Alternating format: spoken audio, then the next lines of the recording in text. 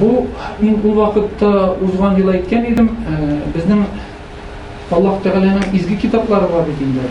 Коръән һәм башка изге китаплар. Менә мин үземнең шәкертләргә, студентларга әйткәндә дә инде Коръән һәм башка изге китаплар белән бер рәттән үк менә шушы төгәл фәннәр язылган мәгълүмат, төгәл фәннәр, физика, математика, анда мәгълүмат язылган икән. Менә шул китапларга үзенә күрә ниндидер бер изге китап кебек тора. Ни өчен? Чөнки анда Аллаһ Тәгаләнең законнары язылган. Без әйтәбез бит инде, Аллаһ Тәгалә юктан бар итүче диде, имма. Галимнәр нәкъ шул фикергә килделәр. Узган ел әйттем. Дөнья, Аллаһ Тәгалә дөньяны яратканчы галәмдә бер әйбер дә булмаган дип инде, имма. Галимнәр аның белән ризалашты.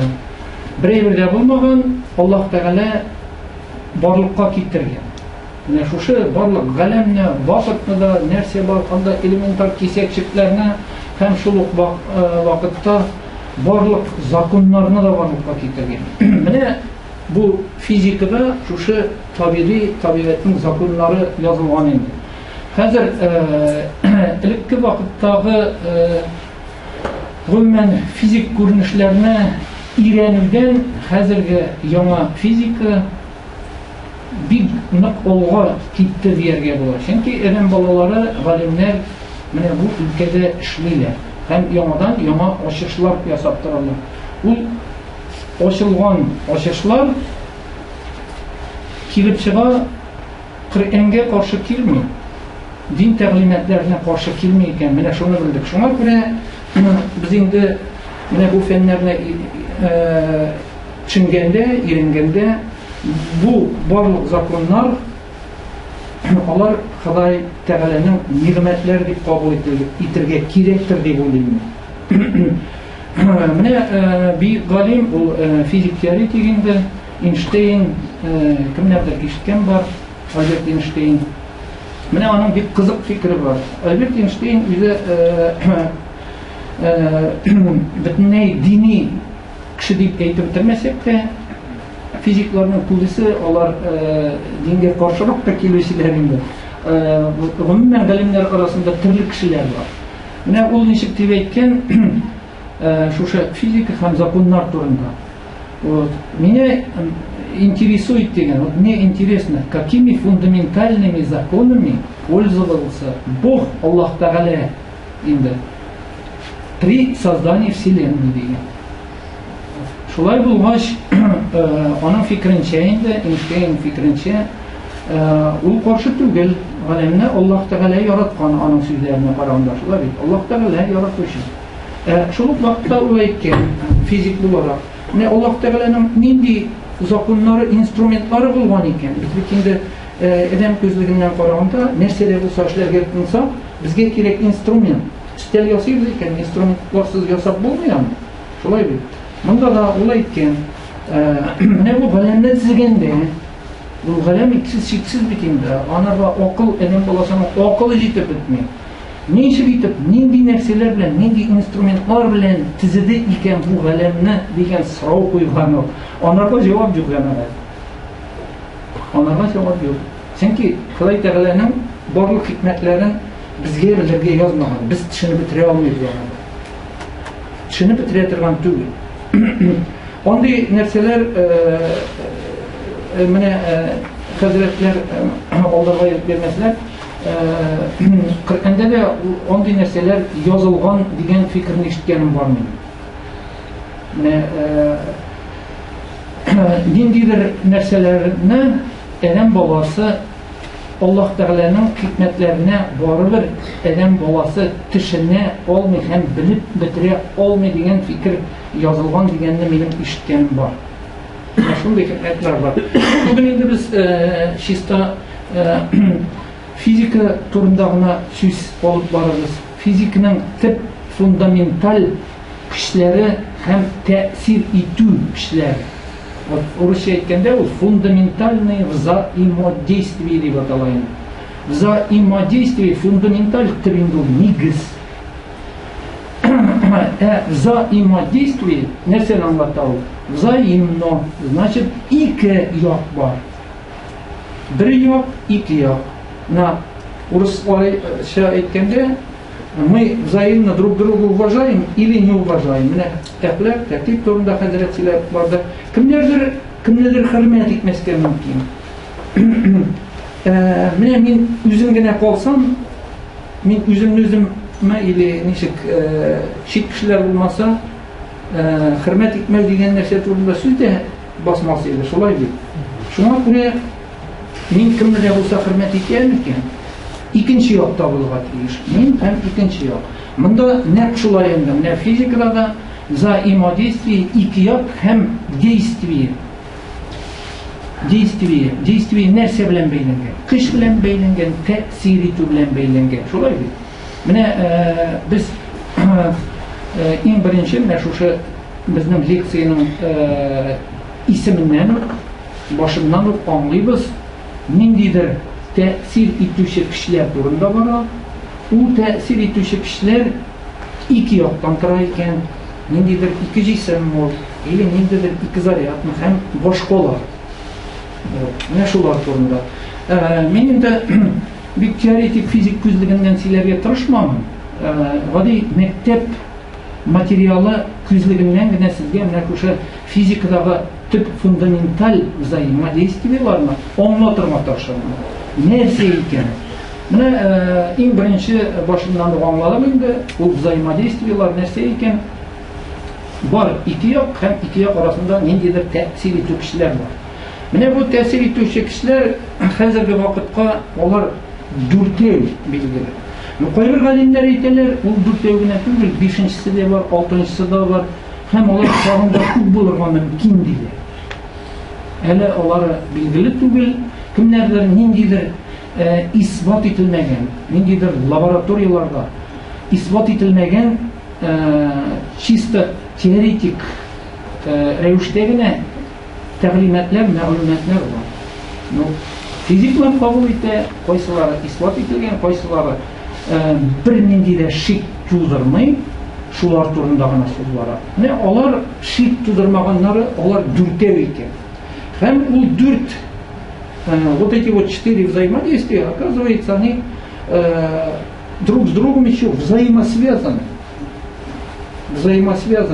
Бәйләнешкәннәр алар. И хәзерге галимнәр әйтүе буенча, нәрсә килеп чыга, менә шушы дүрт тәэсир итү кешеләре, алар берсе-берсе белән бәйләнгән һәм шушыларны барсында бер-берсенә бәйли торган ниндидер уртак көч, взаимодействие бар дип бара ул. Аны инде физик телдә әйткәндә суперобъединение дип әйтәләр инде. Суперобъединение берләштерү. Менә шушы барлык кешеләрне, взаимодействиеларны берләштерү. Әле аны тапмаганнар. Нәрсә икәнен белмиләр. Менә шушы билгеле дүрт взаимодействиедан тәэсир итү кешеләрнең башлыйбыз инде иң беренчесеннән гравитационное взаимодействие дип атала. Алар дүртәү: гравитационное взаимодействие, электромагнитное взаимодействие. Гравитацион взаимодействие ул гравитация белән бәйләнгән. Гравитация нәрсә икәнне без мәктәп материалыннан беләбез инде, ишетеп, укып беләбез. Ул гравитация кеше булу нишләтә икән? Ниндидер җисемнәрне, монда булсын бер җисем, монда булсын икенче җисем, әйтик, Кояш һәм Җир һәм башка планеталар. Кояш белән Җирне бер-берсенә тартып тора икән. Взаимодействие, алар арасында көч бар. Ай ни өчен очып китми безнең Җиргә? Чөнки ай белән Җир арасында ниндидер күзгә күренмәгән тарту көче бар. Спутникларны җибәрделәр, спутниклар түгәрәк җир тирәсе буенча әйләнеп йөри, ниндидер биеклектә. Спутниклар очып китми, алар очып китсен, тагын да зуррак энергия кирәк. Энергия, зур энергия, ул тизлек белән бәйләнгән скорость. Ул энергия, менә космик корабльләр очып йөрү, скорость белән бәйләнгән, ул кинетик энергия дип атала икән. Кинетик энергия.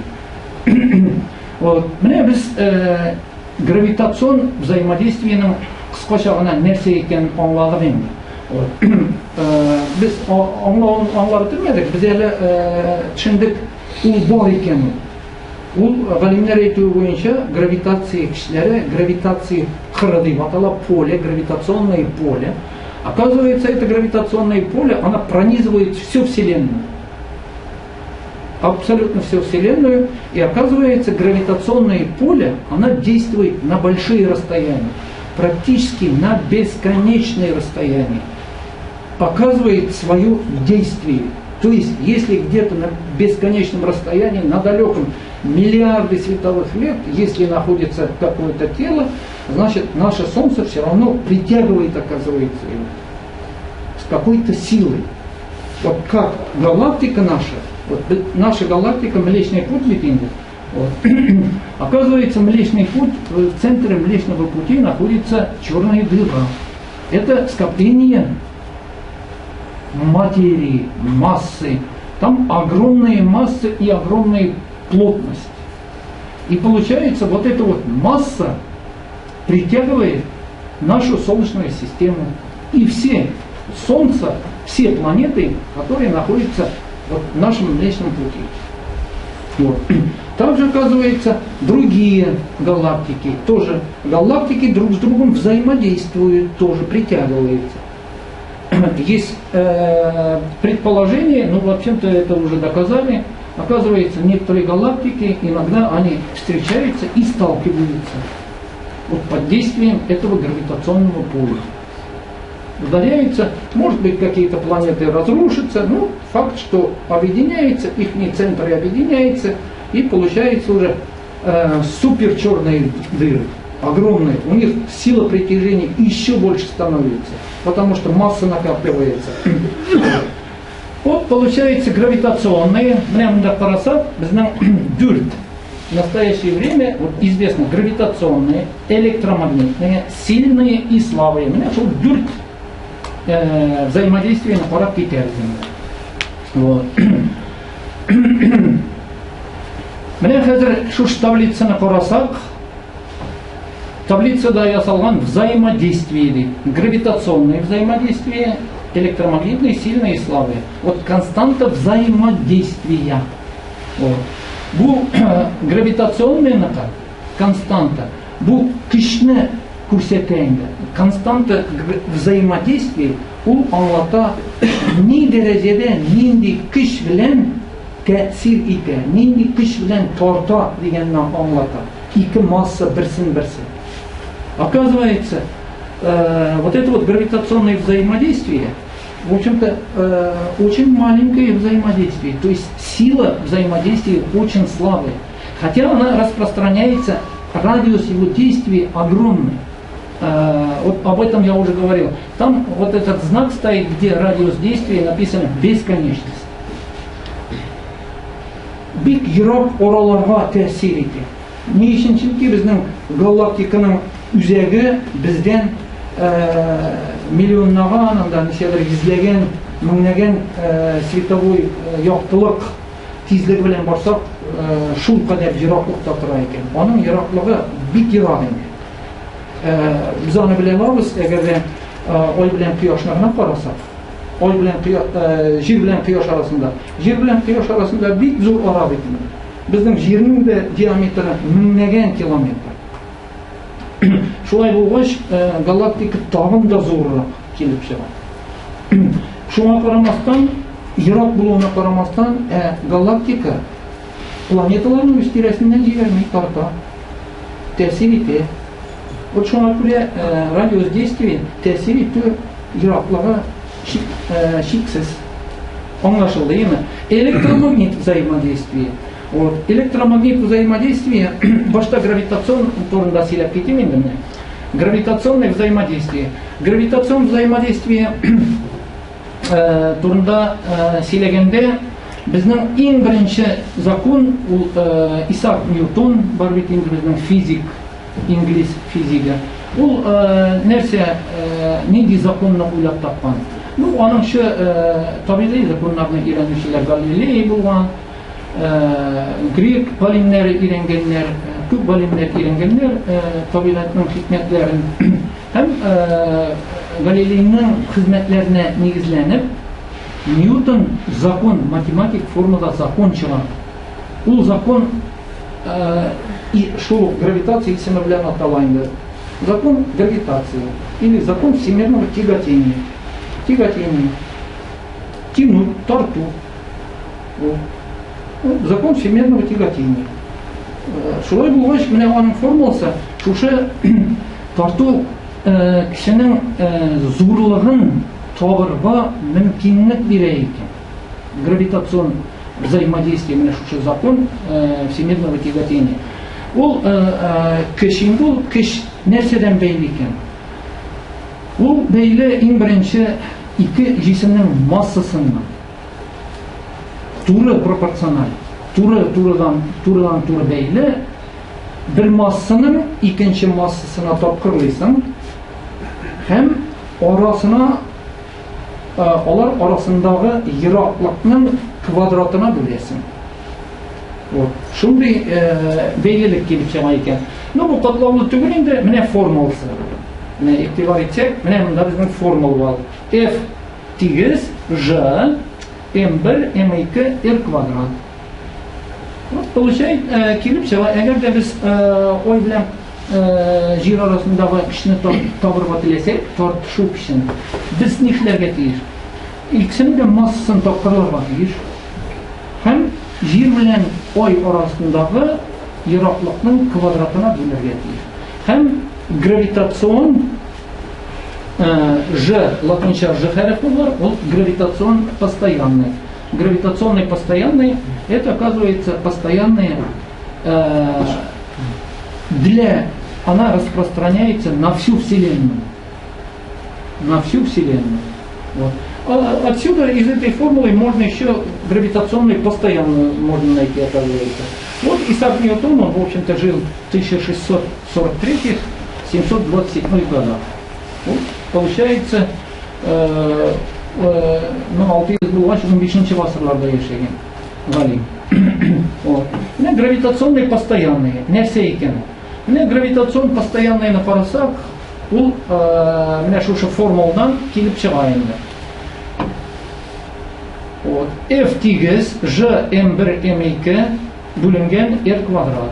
Менә моннан килеп чыга, әгәр дә гади математик үзгәртүләр ясаса, G тигез була, r квадрат тапкыр F көч бүленгән m1 тапкыр m2. Менә шундый формула килеп чыга. И монда нәрсә килеп чыга? Безнең Ньютонның бу гравитация законы гына түгел, менә бу закон гына түгел. Бу закон гына түгел. Тагын аның законы бар, Ньютонның икенче законы дигән бар. F тигез масса тапкыр ускорение. Кешенең нәрсә икәнен беләбез инде. Массаның нәрсә икәнен беләбез.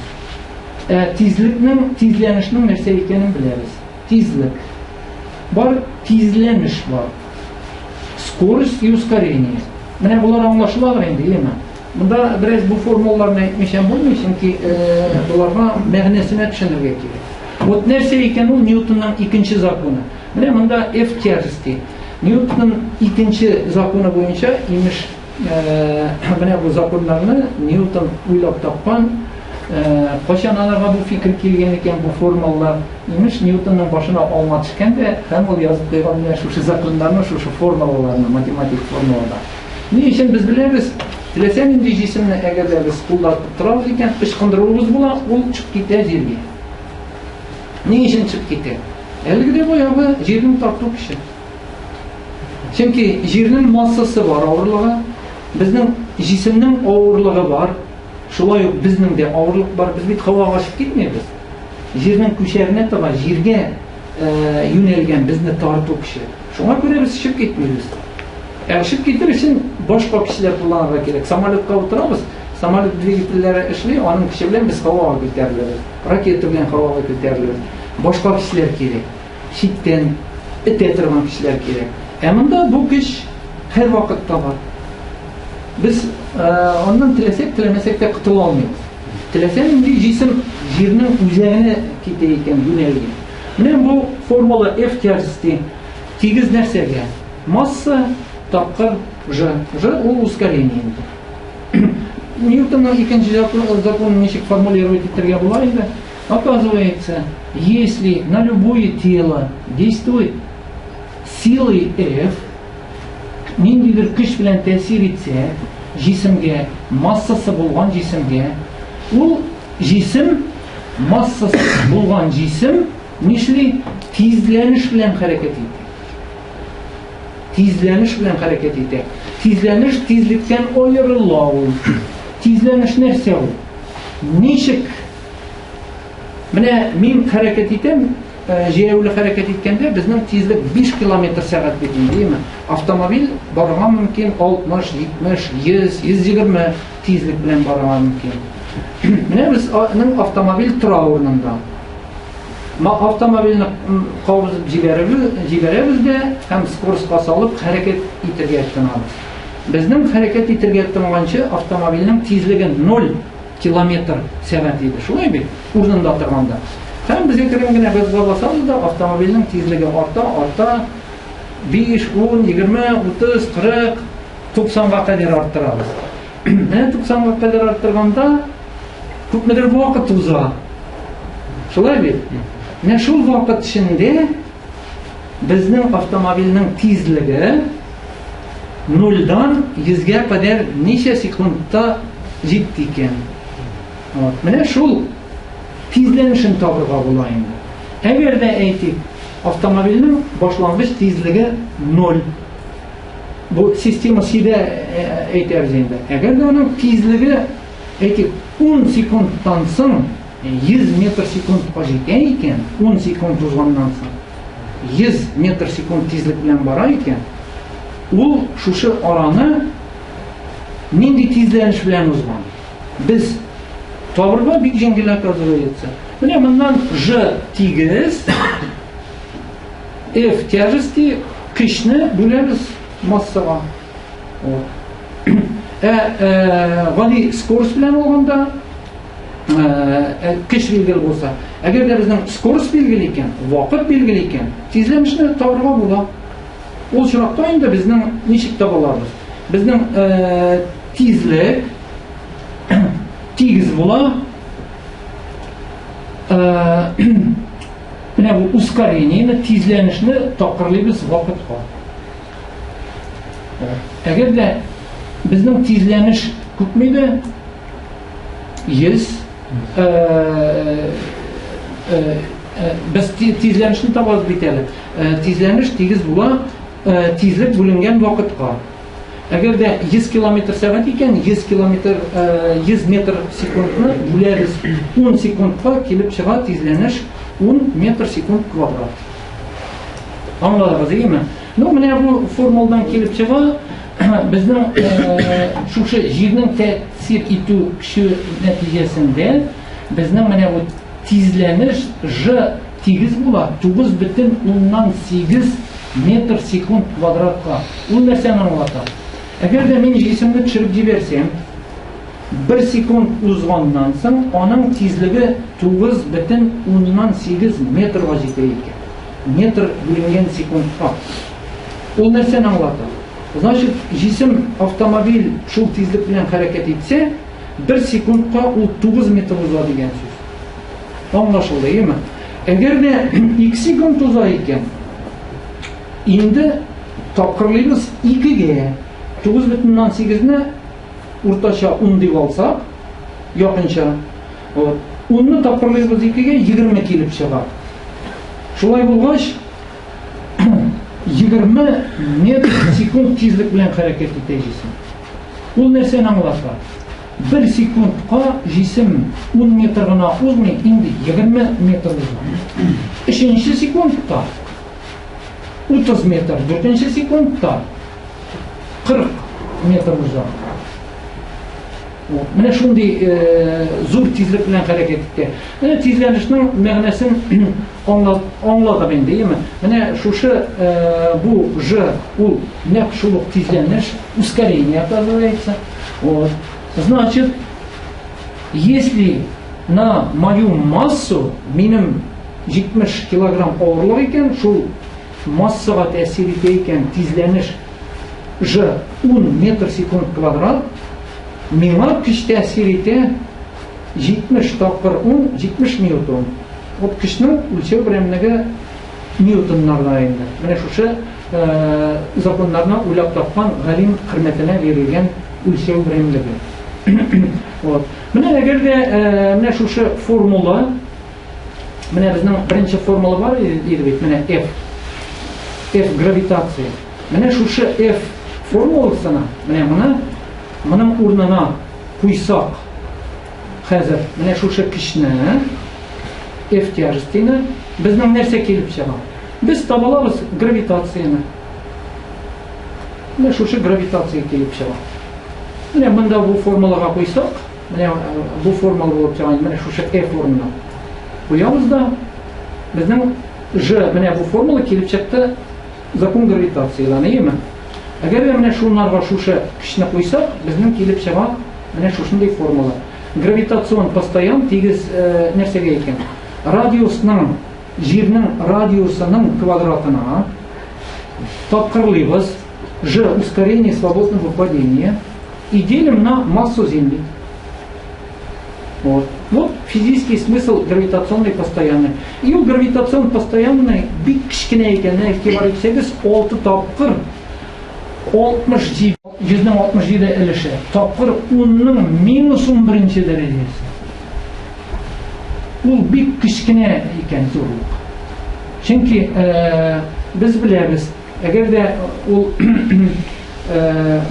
шауыштырға бола 1 килограмм, бұл біз аны көтерсек сеземіз ауырлығын. Егер де біз 1 граммны тұтабыз екен, оның ауырлығын сезмейбіз. Егер де 1 граммны тұтабын бөлеміз 1000 кесекке, оны бүтіннейбіз сезмейбіз енді. Міне бұл 11 дәреже болып шыға нәрсе. Міне бұл 6 алдына ітіріп қойсақ, 0 қойсақ, һәм неше 0? 10 тізіліп кетті. 10 һәм 660 дейді. Міне шундай бик бәләкәй сан екен. Міне бұл неше кетіп шушы мұны бекенді бұл гравитацион зорлықны постоянно табырға керек нешектір, емі? Міне шул зорлықны табыр үшін бар Кавендиш деген ғалим. Ол ғалим как раз шушы зорлықны тапқан. Неше кетіп тапқан? Анықы міне келіп шыққан айырмасы бик әзгіне, міне айырмасын көрсетейін әлі, нендей айырма бик бәләкәй айырма келіп шыққан, ол плотнысын тапқан. Шул плотныслар арқылы шушы гравитацион постоянныйын тапқан, ол бик бәләкәй болған екен. Шул вақытта өзі ясаған инструментлар білен шушы зорлықны тапқан. Міне нендей инструментлар тапқан? Міне шушындай крутильные весы деп аталып. Өлшеуінің нендей екенін білеміз енді. Крутильные весы нәрседен тұрады. Ол тұшланған ағаш тышлықтан тұрады енді. Корпус, деревянный корпус. И там оказывается, что подвешено вот эти свинцовые шары. Медные и свинцовые шары. И что получилось? Когда он подвел их друг к другу, и эти шары все они висят на тонкой металлической нити, который покрыт серебром. Вот, на очень тонкой. Вот, получается, когда біз неделе болса жіпке, неделе болса жесімні іліп қойсақ, жесімні әйлендіреге тынсақ не ішлейді? Ол әйлене.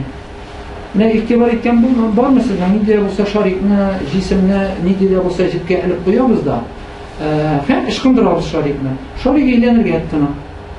Бигерәк тә менә шәй заварить еткән бар бит инде, одноразовый пакетлар бар, еме? Без аны суга салабыз да, һәм күтәрәбез. И карап торабыз. Нишләй башлый безнең шәй пакеты әйләнә башлый, еме? Ни өчен әйләнә башлый? Чөнки җеп тартыла, һәм тартылгач анда шушы җепнең эчендә структурасында барлыкка килә кешеләр. Шул кешеләр бу пакетны әйләндерә башлый. Әгәр без металл теміршілікні іліп қоямыз екен дейді жесем, оны әйлендіреміз. Кері жіберсек, ол кері жұрнына қойды. Шушы любой материалда, телесенге материалда бар кішілер, ол кішілер кері ұрынына қойтаралар. Аңлашылды, емі. Нәк шұлық механизмында, шул стендында қолданған шул көрінішіненді. Темір шыбыққа іліп қойған, һәм не ішлеген? Бірсі нығайтып біркітілген корпусқа, екіншісі әкірінгіне хәрекет ете. Міне бұл зор шарикны әкірінгіне кетірелер, ең зорына. Көпмелер ара қалғаш, кішкене шарик әкірінгіне тартыла башлайды. Бұлай бекенді біздің қарасақ, нендей де болса күш білен біз тәсір етмесек, жесім бет хәрекетке келгет ешті. Шулай бекенді. Міне әгерде нендей де болса жесім тұра екен істелді. Біз ол жесімге қазір күш білен тәсір етмесек, ол бет орнында тұра сілкінме. Әгерде күш білен тәсір етсе, ол хәрекетке келеді. Шулай бек. Міне бәлекей шарикны, ең бәлекейні башта өзіңгіне іліп қарайды. Ол тынышланғаннан соң хәрекетсіз ілініп тұра башлайды. Бір орында тұрайын, сілкінме. Әгерде онарға шушы зор зәңгер шарикны кетіре башласа, шушы қызыл тістегі шарик әкірінгіне келе башлай шушы зәңгер шарикқа. Әне үшін келе? Мүнжедір күш тәсір ете. Шулай бет, да, логика эта, оказывается, простая логика говорит, что если бы не действовала сила, предмет оставался бы в покое.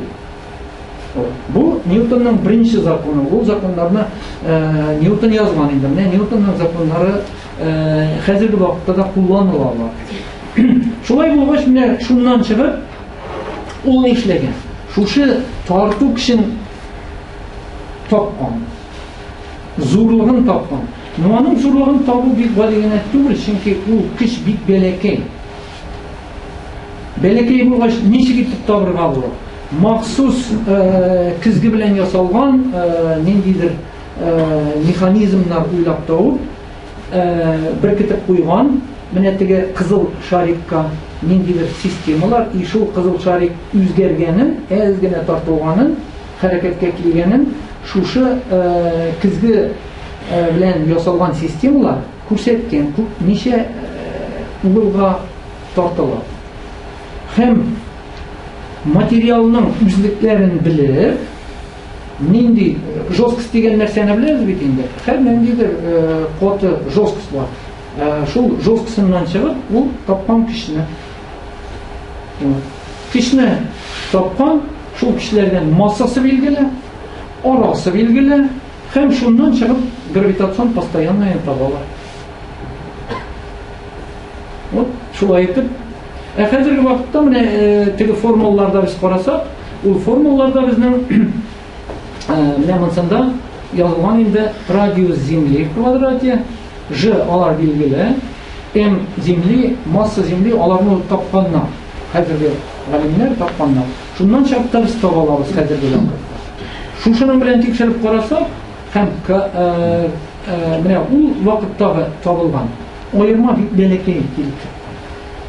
Міне шул кішілеріне шушындай материалларда шундай инструментлар білен ізлеп тапқан. Міне ол инструмент анда бит әгерде әзгіне жел иссе, нендей де болса біз мамықны іліп қоямыз екен, кішкене әгіне әйтек қаз мамығын. Әгерде біз жіберсек, бүлмеде жел болса, ол мамық біздің тұп-туры түшінейді. Шулай бет. Әгерде жел болса, ол шетке кетеді. Қойсы яқтан жел есе, міне шул желінің тәсірі болмасын үшін, ол шушы өзінің шушы көрінішіне текшіре тұрған приборын тұшлап алған. Оның ішінде бір нендейде қала жеріне келіп шығған. Міне шулай айтып, бұл аталайынды воздушный колпак. Вот Кавендиш шулай айтып, Кавендиш бұл гравитацион постоянныйны табу үз алдына кетіріп қоймаған. Ол нәрсені ізлеген, оказывается, ең бірінші тілеген табырға жерінің тығыздылығын, плотность. Шул плотностын тапқанда, шушы формулаларға килеп чыгып, ул башка галимнәргә бу тагын ниндидер аның ачыклары ярдәм иткән шушы гравитацион постоянныйны табарга. Менә шулай итеп, шундый бик кызык. Ул менә плотностьны тапкан, нинди төгәллек белән тапкан. Плюс менә 1% хата белән ул җирнең тыгызлыгын тапкан. Менә аның бу ачышлары нәрсәгә ярдәм иткән? Ярдәм иткән җирдә, оказывается, җирнең күчәрендәге уртасындагы тыгызлык җирнең өстендәге тыгызлык белән тигез түгел.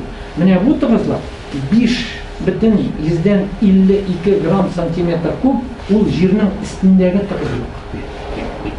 Ул нәрсәне аңлата? Ул аңлата җирнең өстәге тыгызлыгы астагы тыгызлыгы белән тигез түгел.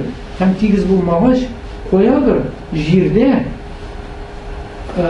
ниндидер металлар бар, тыгызрак материаллар бар, авыррак материаллар бар.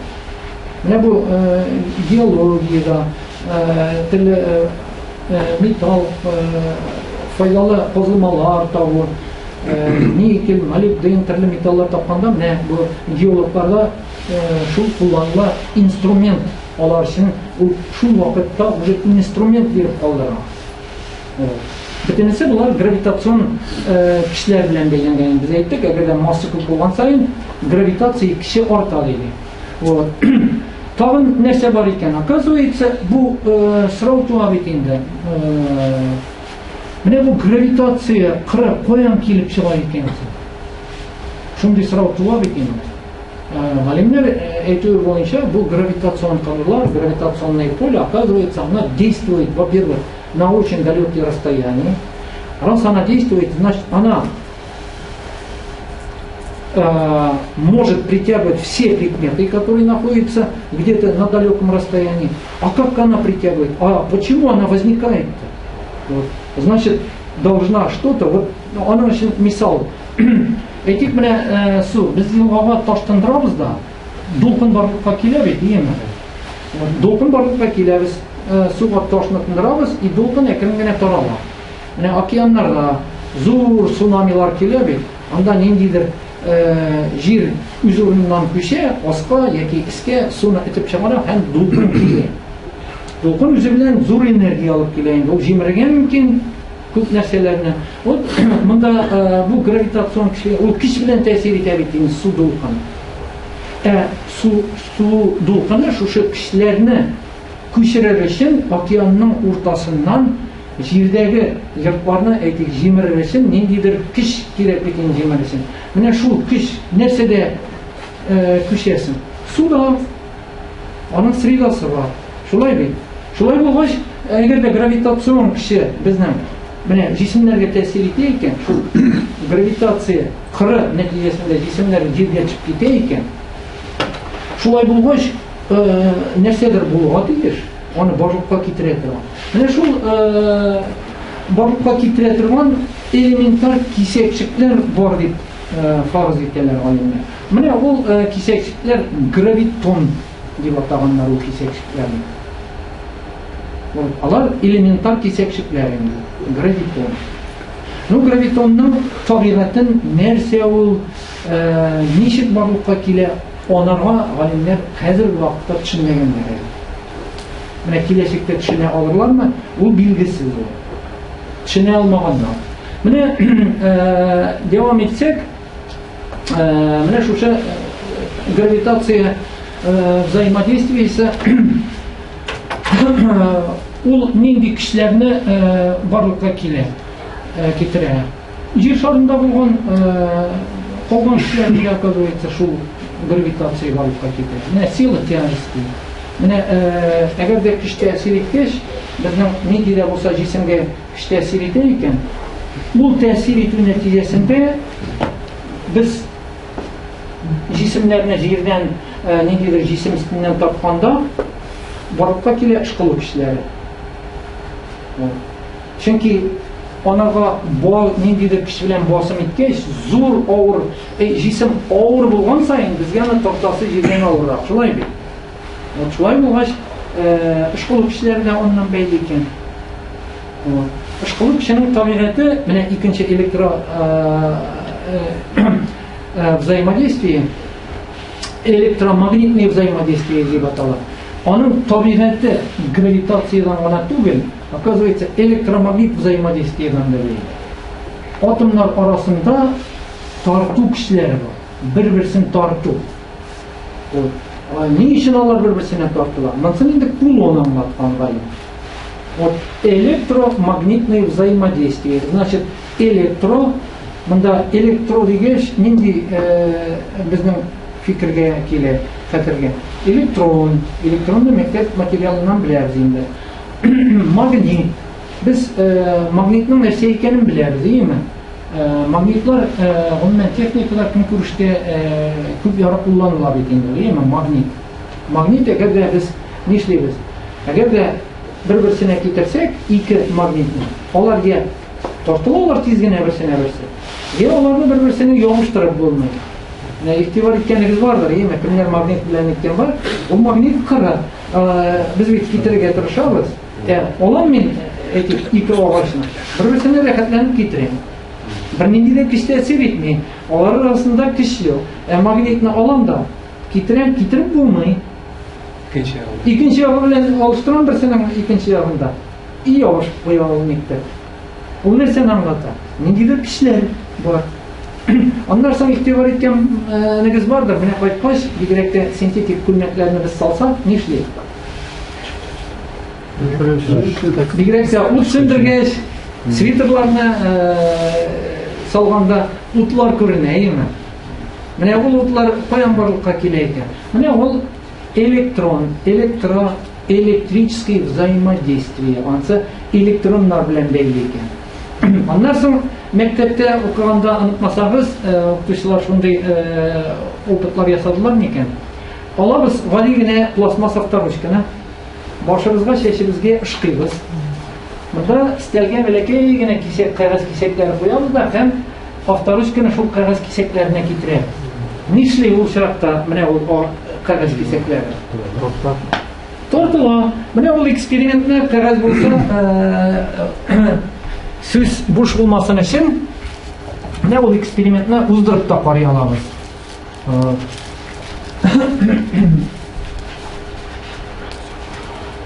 Менә табигатьтә андый кызык нәрсәләр бик күп инде ул.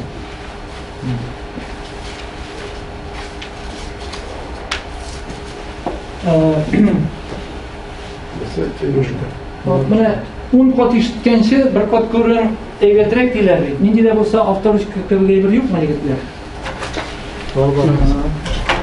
Бармы? Менә хәзер нишлибез? Безгә Ходай Тәгалә акыл биргәч инде без уйланабыз. Ни өчен ул алай икән? Уйларга тынабыз. Шулай булгач, ничек тартылырга мөмкин? Ниндидер көч тәэсир итә. Менә көч белән тәэсир итмәсәм бит бу урыннан төшми. Монда көч тәэсир итә ниндидер. Нинди көч булырга мөмкин? Ул галимнәр аңлатуы буенча менә Кулон ул нәрсәләрне өйрәнгән инде. Һәм килеп чыккан ул көч килеп чыга менә шушы төрле зарядлар бер-берсе белән тартылу нәтиҗәсендә килеп чыга икән. Мәктәп материалыннан без хәтерлибез бар нинди көчләр, нинди зарядлар. Уңай заряд и тискәре заряд. Тискәре заряд нинди кисәкчекләр тискәре зарядка ия. Электрон. Уңай заряд нинди протон диләр инде. Куясың алар протоннар, электроннар куялар. Алар менә һәрбер бездә дә бар алар, менә шушы без сулаган һавада да бар, бөтен ярыда бар. Каян килгән алар? Менә ул атомнарда. Менә атомнар каян килгәнен, менә большой взрыв диләр бит. Ходай Тәгалә яраткач, галәм барлыкка килгәч, менә шул кисәкчекләр барсы да барлыкка килгән икән инде. Берсе уңай, берсе тискәре. Алар берләшкәннәр дә уңай заряд, протон дип атала инде. Ул ядрода калган. Һәм анда ядрода тагын протон гына түгел, нейтрон дигән зарядта бар икән. Нейтрон ул электронейтральный, аның заряды юк икән, протонның заряды уңай. Электрон тискәре заряд. Алар бер-берсенә тартылалар. Менә җиргә ой тартылган кебек, кояшка җир тартылган кебек, электрон тартыла ядрога, үзәккә. Һәм ул төшеп китәр иде астка. Чөнки төшеп китмәй, ни өчен зур тизлек белән әйләнеп йөри протон тирәле. Безнең бит ай төшмәй, спутниклар төшмәй җиргә. Ни өчен төшмиләр? Чөнки төшәр иде, ул төшә ул. Но шул ук вакытта читкә күчә. Төшә, электрон нәкъ шулай хәрәкәт итә. Вот модель. Бу атом модели Бор дип атала. Резерфорд, Бор менә ул галимнәр аларны өйрәнгәннәр. Шулай булгач, тискәре һәм уңай заряд бер-берсе белән тарту көче не ия икән. Тарту көче барлыкка килә. Бу тарту көче каян барлыкка килә? Значит, электр кыры бар. Килгәннәр шундый фикергә, значит, электр кыры бар. Электр кыры бөтен дөньяга таралган. Бик таралган бөтен яры бар электр кыры. Магнит кыры да бөтен яры бар икән. Менә безнең табигатьне тыңлаганда әйтәләр бит, геомагнитное поле нормальное или чуть-чуть возмущение. Какое-то возмущение есть. Возмущение магнитного поля Земли. Магнит кыры җирнең дә бар. Менә ул магнит кырын иң беренче электромагнит электр кырын аңлатып китәм инде һәм шул электр кырын аңлагач магнит кыры нәрсә икәнен аңлавы бик авыр булмый инде. Менә монда формула бар. Кулон, закон Кулона дип атала. Әгәр дә игътибар итсәк, закон Кулонга менә карасак FK дип инде безнең гравитация кешенең табыр өчен нәкъ шулай F тигез, анда G иде, монда K. Вот. Әгәр дә игътибар итсәк, масса урынында Q тора, Q заряд инде ул. Оказывается, раз электромагнитный взаимодействие, значит бар уңай һәм тискәре заряд. Я булмаса бар уңай һәм уңай. Уңай белән тискәре заряд бер-берсенә тартылалар. Тискәре белән тискәре өтеләләр. Уңай белән уңай нәкъ шулай ук өтеләләр. Бер-берсеннән өтеләләр. Игътибар итсәк, кайгы вакытта җисем менә әлеге дә баягы салган күлмәкләргә кулны китерсәк, күлмәк хәрәкәткә килә башлый, име? Менә анда электр-статик кыры барлыкка килә, электр кыры барлыкка килә. Менә шул электр кырының ничек тәэсир итүен, көчен табылышын менә Кулон шундый формула уйлап тапкан. Чыгарган инде аны эксперименталь рәвештә бик күп һәм озак вакытлар эксперимент уздырып, махсус лаборатор установкалар ясап, ансытыр нәкъ шулай крутильные весы дип атала. Крутильные весы. Нәкъ Кавендишныкы кебек Кулон шундый крутильные весы ясаган. Ул крутильные весыга нишләгән? Бер шарик тора селкенмичән, бер шарик ансы хәрәкәт итәргә мөмкин. Нәзик кенә җиптәленеп тора. И нишләгән?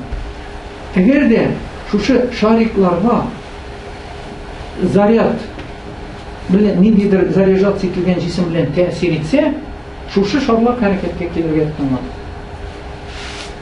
Я алар бер-берсеннән аерылган, әгәр дә икесе дә бер төрле заряд булса бу шарикларда, я алар берсенә берсе тартылганнар.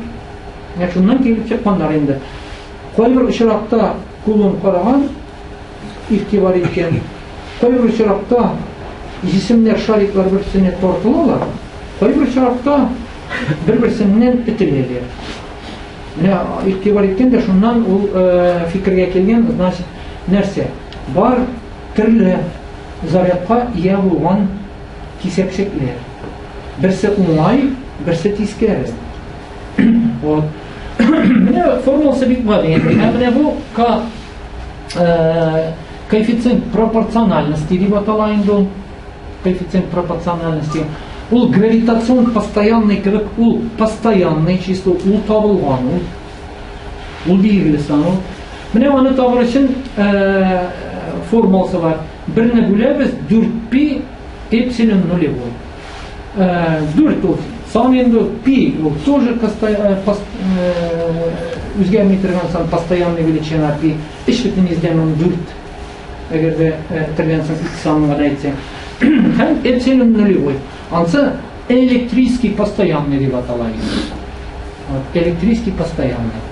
Менә шуннан канаталыгы ул конкрет билгеле сан ул.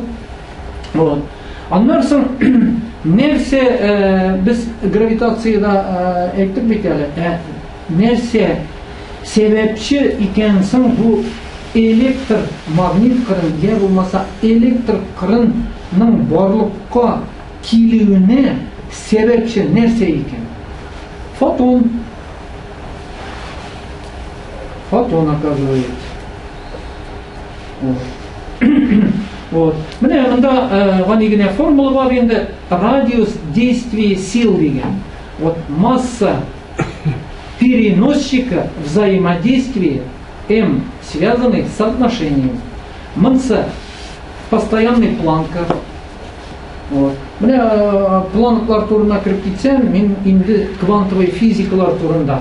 Бу ничек итеп анда тагын да бу чисто теория физикага кирип китергә туры килә инде. Менә алар турында шул чисто теоретик квантовая физикада Эйнштейнны искә алдым бит әле. Ул теория относительности, специальная теория относительностьларны эшләгән кеше бит инде. Гади генә әйтеп әйткәндә, аның хезмәтләре нәрсә турында әйтә, гади генә әйткәндә, без чынлап та физиканы аңламаган кешеләргә ул нәрсә дип аңлата, оказывается, безнең вакыт үзгәрә торган зурлык. Һәм озынлыклар да үзгәрә икән. Әгәр дә космик корабльләр нинди дә булса җисем, берсенә-берсе карата зур яктылык тизлегенә якын тизлекләр белән хәрәкәт итсә, зурлыкларның озынлыклар үзгәрә икән. Алар мөмкин кыскарырга яки озынайырга. Вакыт я әзәергә, я сузайырга мөмкин. Менә шундый кызык мәсьәлә. Әгәр дә менә мин хәзерге вакытта минем өчен 1 секунд, ул 1 секунд, 1 минут, 1 сәгать заларны беләбез. Күпмедер вакыт. Заларны сәгать белән үлчи алабыз. Көндә 24 тәүлек, аны секундларга, минутларга әйләндерә алабыз, шулай бит. Әгәр дә без хәзер космик корабльгә утырып, ниндидер яктылык тизлеге белән оча башлыйбыз икән, я булмаса җир тирәле әйләнеп йөрибез икән шундый зур тозлык белән, тизлек белән. Безнең өчен вакыт тезегә килеп чыга. Әгәр дә мин космик корабльгә утырсам, минем өчен монда 1 тәүлек узмый, ярты тәүлек узырга мөмкин. То есть 24 сәгать түгел, 2 сәгать кенә узырга мөмкин. Андый темага фантастик киноларда күрсәткәннәр инде. Ул чынлап та бар икән. Аны тикшергәннәр, хәзерге вакытта бик тигәл атом сәгатьләре бар.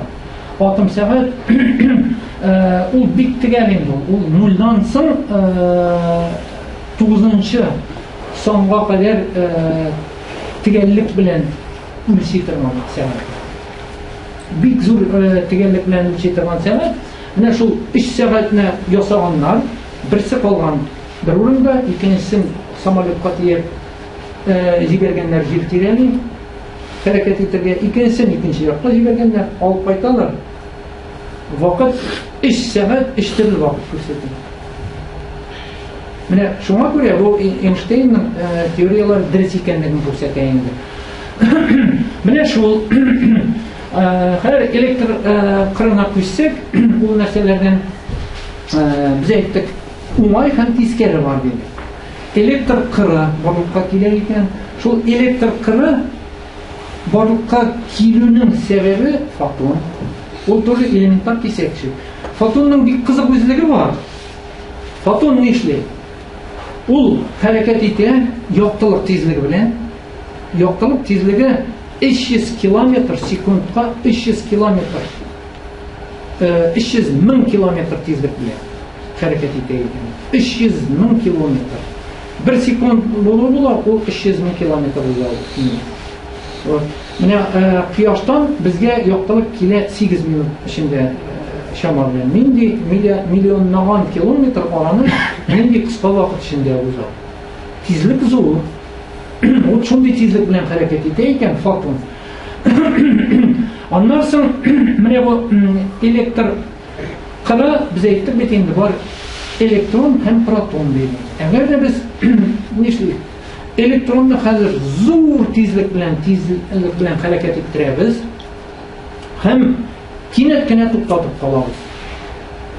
Ул чакта барлыкка килә электр магнит кыры барлыкка килә икән. Дулкын формасында барлыкка килә. Менә аларын аңлатыр өчен бездә таштандыргач суда дулкын барлыкка килә бит. Монда да шулай икән. Әгәр дә электрон үзенең юнәлешен хәрәкәт иткәндә үзгәртә икән, безнең бит инде электрон атом ядро тирәлеге әйләндер ятындаймы? Ул үзенең түгәрәк буенча әйләнеп кергәндә тизлек юнәлешен үзгәртә. Башта аның юнәлеше горизонталь иде. Әкрен генә кичкәч оска төшеп киткәч кире якка хәрәкәт итә. Һәр вакытта тизлеген үзгәртә, юнәлешен үзгәртә. Юнәлешен үзгәрткәч нишләй? Барлыкка килә икән ниндидер бер. Менә монда электрон әйләнеп йөри, ниндидер түгәрәк буенча. Хәзер алабыз монда бер ниндидер нокта. Шушы ноктада барлыкка килә бу пространство, менә шушы ноктадагы пространствоның үзлеге үзгәрә. Аны урысча әйтсәк инде, меняется свойство пространства. И еще в квантовой физике говорят, меняется не только пространство, но и время тоже меняется, оказывается. Алда айттым бит, пространство и время это переменные величины. Оказывается, меняется свойство пространства. Вот это изменение свойства пространства и есть, оказывается, магнитные поля. Они взаимосвязаны. Вот Максвелл инде как раз менә шушы бәйләнешләрне үзенең математик формулалар белән язып аңлатып бирә. Ул теоретик физиклар күзлегеннән караганда. Менә ул Максвеллның формулаларын мин китереп тә белмим, бу бик югары математикадан да, анда частный дифференциаллар, анда ул нәрсәләрне аңлау авыррак була инде. Менә гади генә әйтеп әйткәндә, электрон әйләнеп йөри, монда үзлеге үзгәрә пространство. Шул үзлек үзгәрү магнит кыр. Шулай булгач, әгәр дә безнең чыбыктан электр тугы ага икән, электр тугы агу нәрсәне аңлата ул? Электроннар хәрәкәт итә дигән сүз. Әгәр дә электроннар хәрәкәт итә икән, электроннар алар хәрәкәт иткәндә бик кызык хәрәкәт итәләр. Алар менә туп-туры сызык буенча гына хәрәкәт итмиләр. Алар үзләренең хәрәкәтләрен үзгәртеп хәрәкәт итәләр. Ул кинәт кенә алга бик зурлык белән барган. Кинәт кенә осга, янга. Шуңа күрә ул хәрәкәт иткәндә электр чыбыгына карасак, ток аккан электр чыбыгы тирәли магнит кыры барлыкка килә. Аны мәктәптә уздырган төрле эшләрне менә балалар инде, әгәр дә безгә ул экспериментлар турында кирәк тә түгел сөйләргә, biz elektrodvigatel deganda нәрсә икәнен беләбез, шулай бит. Электродвигатель ни өчен ул әйләнә? Чөнки ток аннан хәрәкәт итә. Ток хәрәкәт итү була, электродвигатель әйләнергә яктан хәрәкәт итә. Ни өчен ул хәрәкәт итә? Чөнки электр тугы ага башлады. Электр тугы ага магнит кыры барлыкка килә. Һәм магнит кырлары берсе белән тәэсир итәләр. Без постоянный магнитларны тарта яки этәрибез бит. Нәкъ шулай ук электродвигательдә статор белән ротор бер-берсе белән тәэсир итеп ротор әйләнә башлый. Менә тормышта мисаллар. Менә ничек икән бәйле. Әгәр дә чыбыкта электр тогы барлыкка килә, магнит кыры барлыкка килә. Магнит кыры барлыкка килгәч, электродвигатель хәрәкәт итә башлый. Күчәре әйләнә башлый. Менә бик шуның ише кызык мәсьәлә. Менә бу электр кырының тәэсир итү ераклыгы шиксез. бик зур ераклыкларга тәэсир итә икән. Менә аны шундый зурлыктан алганнар инде. Мин әйттем бит әле, фотон диде. Фотонның массасы масса покоя дип атала икән.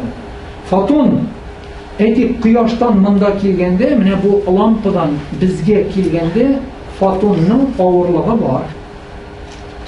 Авырлыгы бар аны оказывается. Аны формуланы без беләбез инде. Мәктәп материалларында бар ул. Энергия фотона Е тигез масса тапкыр секунд S квадрате. S скорость светинга.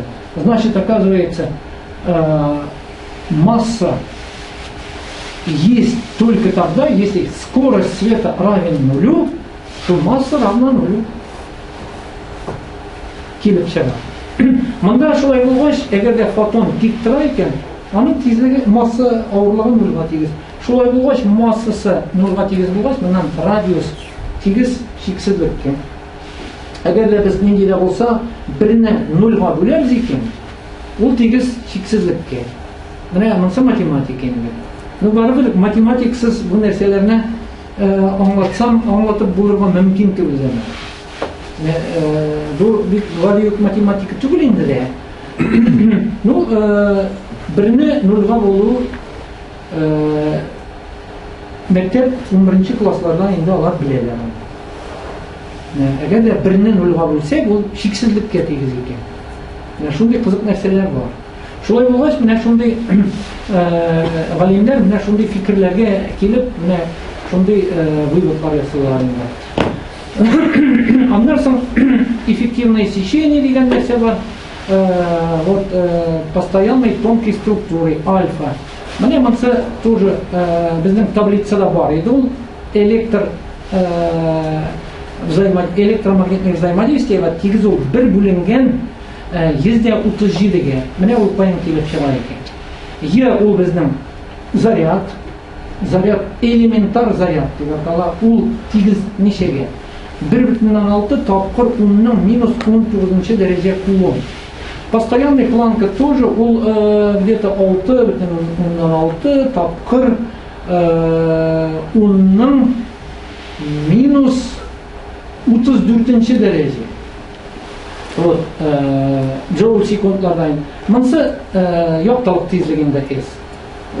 Менә шуларны килгәч, менә бу стель таблицалар карасак, игътибар итсәк, безнең нәрсә килеп чыга икән? Безнең килеп чыга вот электромагнитное взаимодействие, оказывается, константа взаимодействия равна 1 делен на 137. Шундый нигән тапканнар. Гравитационный накат бик бәләкәй, гравитационный бик бәләкәй ул тәэсир итә торган көч. Бик кечкенә сан. Электромагнитның константа взаимодействия, ул взаимодействие ни дәрәҗәдә ничек тәэсир итү мөмкинлеге сәләте дип әйтергә була. Константа. Электромагнит сильный слабый арасында торган. Вот, әгәр дә шушы константа взаимодействия белән куйсак, иң зурысы сильное взаимодействие ул бергә тигез. Аннан соң бара электромагнитный взаимодействие, аннан соң бара слабое взаимодействие, аннан бара гравитацион взаимодействие. Гравитацион взаимодействие иң кичкене взаимодействие, константасы иң бәләкәй. Хәзер электромагнит взаимодействиесе, ну, анда без беләбез инде, моннан килеп чыга нинди дигән зурлык, без бит әле Кулон формуласын, Кулон үзенең формуласын ясаган, ул Кулон формуласы көч белән бәйләнгән. Көч безнең нәрсә ул? Ньютонда үлчәме, механикада да көч. Менә мин көч белән тәэсир итәм. Ул көч. Ничек итеп без шушы механик зурлыктан электромагнит зурлыкка күчергәнсең. Шундый сорау туган. Аны күчерү өчен менә шундый модель ясаганнар, шундый теория бар инде. Менә әлегә баягы әйттем бит, бар әйтик заряд, электрон, тискәре заряд. Вот аның заряды тигез еға. Значит, ул электр кырлары барлыкка китерә. Вот. Электронның электр кырлары кая юнәлгән? Электронга юнәлгән, оказывается, тискәре зарядка кырлар, электр кырлары юнәлгән зарядка.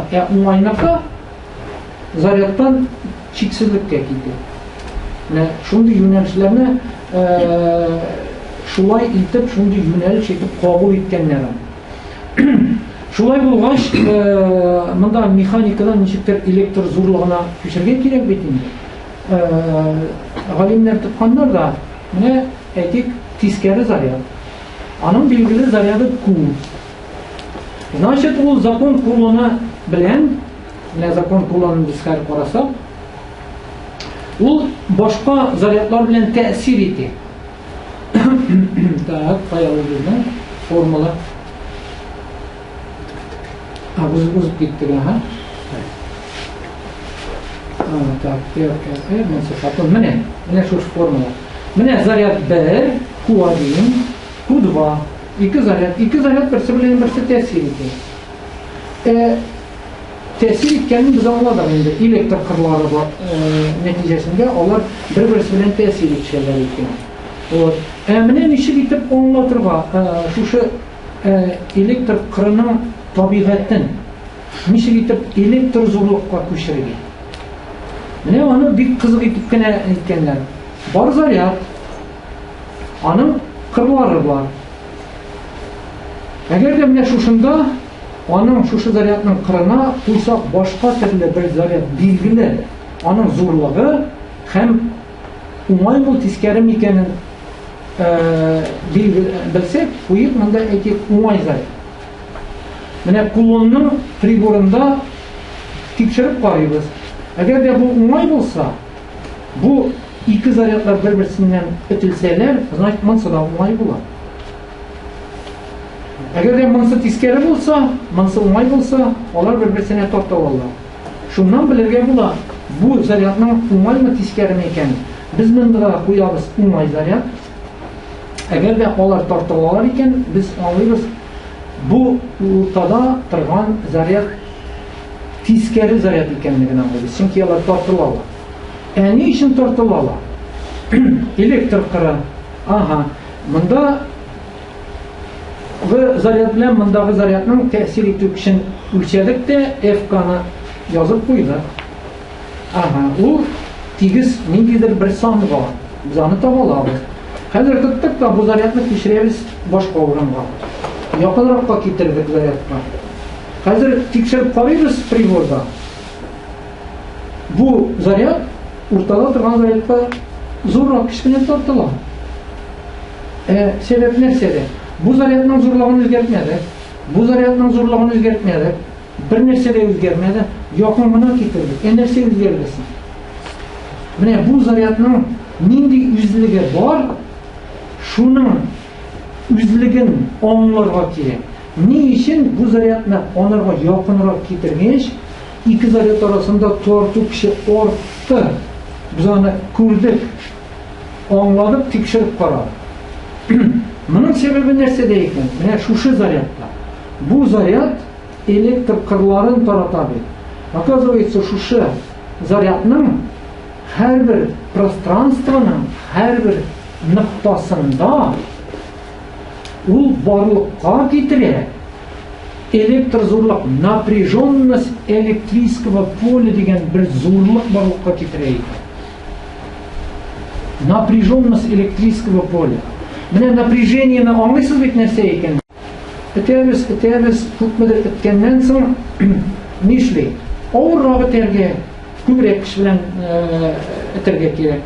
Я булмаса булайга тынабыз тартырга. Минем көчем шул кадәр күп, пружинаны эзеп ыргыттым. Ни өчен ызылды? Чөнки пружинаны тарткач, шушы чыбыкта напряжение барлыкка килә дә, ул напряжение нәтиҗәсендә шушы чыбык түзә алмый, түзеп тора алмый, һәм эзелеп китә. Напряжение зур булган саен көч арта дигәнне аңлата. Шулай бит. Шуннан чыгып, нинди фикергә киләләр? Оказывается, напряженность нәрсә ул? Напряженность, оказывается, когда мы F орнына E қойсақ, E тигіз бола, K тапқыр Q бөлінген R квадратқа. Міне шундай зұрлық келіп шығады. Значит, напряженность нәрседен бәйлі екен, оказывается. Электр постоянныйдан, бәйлі шушы зарядның зурлығынан, һәм oradan, міне мұнда неше этик сантиметр, миллиметр или метр арада тұрабыз, жырақ кеткен сайын напряженность әзейе. Міне шундай фикірге келгенде. Шулай етіп, шушы Ньютон кулонның Ньютон зурлығынан шығалар электр зурлыққа, напряженностьқа. Напряженность, біз напряженностьны ишіткенігіз бардыр енді. Электр темасына күшсек, біздің бар напряжение деген нәрсе. Міне бұл электр розеткасында неше напряжение? Напряжение 220 вольт тауып сене ол. Напряжение зор болған сайын, әгерде мұнда 220 вольт түгіл, әгерде 1000 вольт болса, я болмаса 16.000 вольт болса, біз әгерде компьютерні құрсақ не ішлейді біздің компьютер? Янып шыға. Янып шыға, шылай бен. Напряжение зор болған сайын, күш арта. Вот напряжение, оказывается, прямо пропорционально силе келіп шыға. Вот, һәм шуннан китәйінді аннарсың ампер законнары, аннарсың магнит законнары, ғафуйтіңіз, магнит законнары біз әйттік бет, электр заряды харекет етсе, шыбықтан электрон харекет етсе, магнит қырабарыққа келе дейді. Тағын ампер дегенін ешкеніміз бар бетінде біз әрбір біз токның зорлығы амперда өлшеме бетінде өлшеу бірәмері. Міне ампер деген ғалим нендей эксперимент өздірған. Алған электр шырықлары, алар бір-бірсіне параллель тұралар. Қайм алардан ток өздірған. Нешік өздірудан қарап, шош шырықлар бір-бірсіне тартылғандар, е болмаса үтілгендер. Ол нәрсені аңлата. Шолай болғаш, әрбір электр шыбағында барлыққа келе магнит қыры. Магнит қыры бір-бірсі білен тәсір етшелер. Һәм тәсір етшу нәтижесінде яулар ітіле, яулар бір-бірсіне тартылалар екен. Міне бұл электродвигательлерді шундай хикмет қолданылайынды. Міне бұл физикадан мектеп материалында бар енді. Ол кішінің юнелішін нешік табырға боласың? Міне шыбықтан бара электр тоғы. Мұндан магнит қыры юнелген. Оны шыбық біздің қоя юнеліге тейіш. Бұлайға ма? Или бұлайға ма? Электр қыры бұлайға табы барса шыбықтан, магнит қыры істен осыға түшсе, правило левой руки сон қол правиласы бар екен. Магнит қыры шырге тейіш. Біздің үш табанына бұл бармақлар көрсете біздің электр тоғының юнелішін, зор бармақ көрсете шушы күш, тәсір еткен күшіні. Міне шул ампер күші дейлерін. Міне мұндан кете андарсың сила Лоренц бар, Лоренц тоже ғалим. Ансы нәрсе турында сөз бара. Оказывается, магнит қыры, міне бұл электр шыбығынан барған электрондар бағына тәсір етмей. Әгерде вакуумнан бара екен, электрон, олар бала тәсір ете екен. Әгерде протон харекет ете екен, протонға да тәсір ете екен. Мына етек электрон, біздің электрон нендей приборларда бар. Біздің телевизорлар бар еді бет, электрон өлшеуі трубка білен, қатырлейбіз енді барымызда. Зор телевизорлар.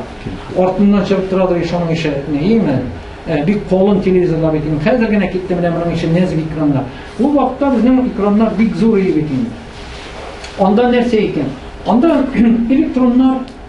электрондар шыға, һәм олар зор тезлік білен харекет етіп, экранға келіп бәрлелерде, энергиясын берелерде, міне шундай яқтылық, люминесцентный слой баранда, һәм шундай яқтылық шыға екен. Вот шулай болғаш, Ничек итеп ул анда телевизор экранында рәсем ясый ул. Менә рәсем ясар өчен без бит янда электронны бер ноктага гына төшерергә тиеш түгел, аны хәрәкәткә китерергә тиеш. Шуны хәрәкәткә китерүче магнит кыры хәрәкәткә китерә икән. Шулай электрон әгәр дә хәрәкәт итсә, әйтик менә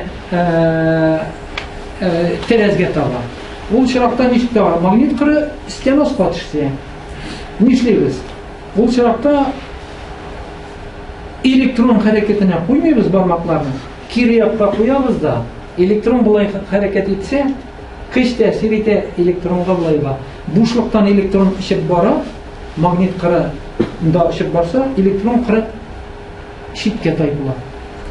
Тизләнеш белән көч белән тәэсир итсә, без әгәр дә мин көч белән тәэсир итсәм, ул бит тизләнеш белән тәэсир итә.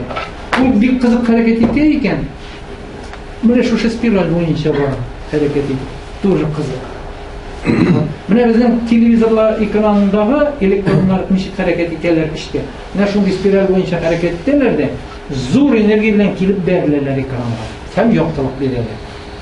Менә һәм башка электр законнар алар турында сөйләсәк, бик күп һәрберсенә аерым лекциялар белән чыгарга кирәк. Мин ниләрдә менә шушы ниләр кулланганын гына әйттем инде. Менә безнең электромагнитный взаимодействиене күпмедер дәрәҗәдә аңлата алдым кебек булды инде, яме? Менә һәрбер шушы взаимодействие алар безнең тормышта куллана торган ниндидер техник ачышлар, ниндидер техник җиһазлар белән бөтенесе бәйләнгән алар. Менә шул фундаменталь законнарны ачып төшенгәннән соң гына менә шушы телевизорлар, компьютерлар һәм башка әйберләр ясарга мөмкинлек барлыкка килде. Әгәр дә ул фундаменталь законнарны белмәсәләр, кешеләр, моның ише техник җиһазлар булмас иде. Һәм шулай ук ниндидер ерактан без телефоннардан сөйләшә алмас идек. Менә электр кырлары, электромагнитный излучение дигән, электромагнитный радиосигнал. Вот. Безнең телефоннар нинди частотада? Мегагерцовый частотада алар эшлиләр.